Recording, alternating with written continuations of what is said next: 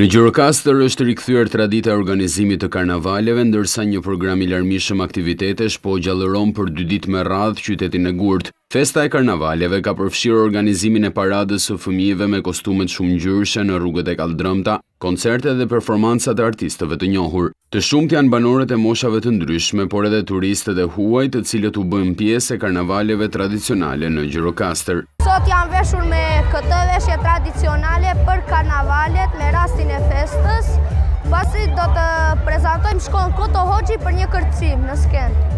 Unë sot jam veshur si Elsa, sepse është dhe personazhi mi preferuar.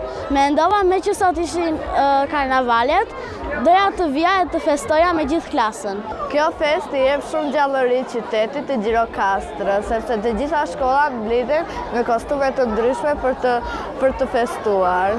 Aktivitetet e muajit mars kanë qenë të shumta, duke filluar që prej datës 6 mars dhe në vijimsi për festën e mësuesve dhe të gruas.